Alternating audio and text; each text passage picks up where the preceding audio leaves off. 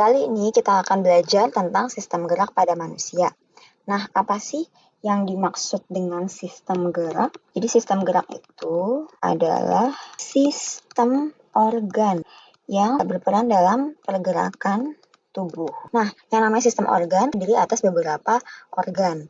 Organ-organ yang menyusun sistem gerak ada dua, rangka dan otot. Nah, rangka sebagai organ tersusun atas beberapa jaringan, yaitu jaringan tulang keras dan jaringan tulang rawan. Nah, jaringan tulang keras tersusun atas sel-sel tulang keras, gitu pula jaringan tulang rawan terdiri atas sel-sel tulang rawan.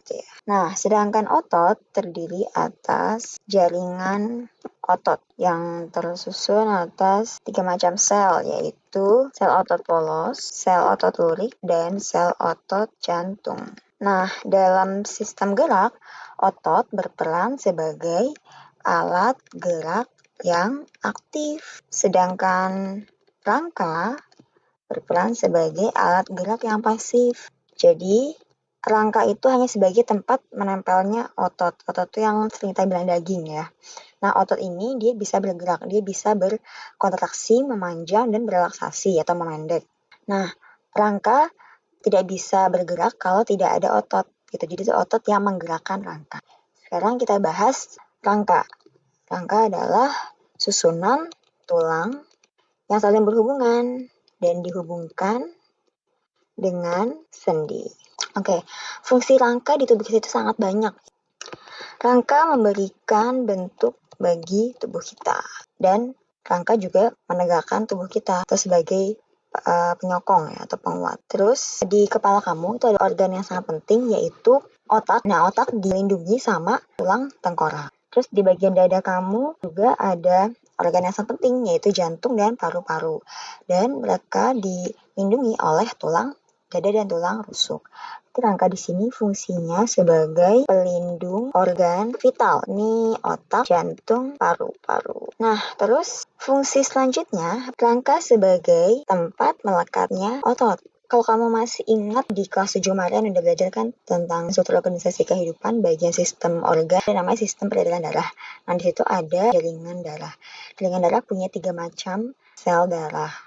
Sel darah merah, sel darah putih, dan keping darah. Nah, untuk sel darah merah tidak punya inti sel, makanya tidak bisa membelah diri untuk terus tumbuh gitu. Sedangkan ya kita tetap butuh darah buat menyalurkan makanan. Nah, makanya sel darah dia pasti bakal hancur karena umurnya juga sangat singkat dan harus dibentuk lagi. Nah, dibentuknya itu di rangka, tempat pembentuk sel darah merah, sel darah putih juga, dan keping darah. Nah, tepatnya ada di bagian sumsum tulang merah, karena ada 2 sumsum, sumsum merah dan kuning. Terus yang keenam, tulang identik dengan suatu zat gizi, suatu mineral yang namanya kalsium.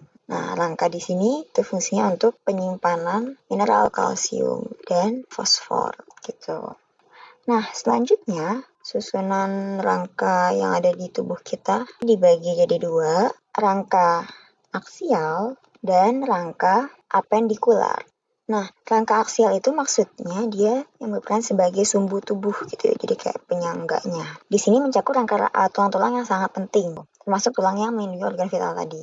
Mencakup tulang tengkorak, tulang dada, tulang rusuk, dan tulang belakang yang berluas-luas itu. Nah, kalau rangka apendikular, ini dari kata appendix yang artinya pelengkap ya, atau tambahan. Ada tulang gelang bahu, ya. Ada juga tulang anggota gerak atas, yaitu tangan, ya. Terus ada gelang pinggul, tulang anggota gerak bawah, yaitu kaki. Nah, rangka aksial kan dia sumbu tubuhnya dan dia tuh terdiri dari tulang-tulang yang melindungi organ.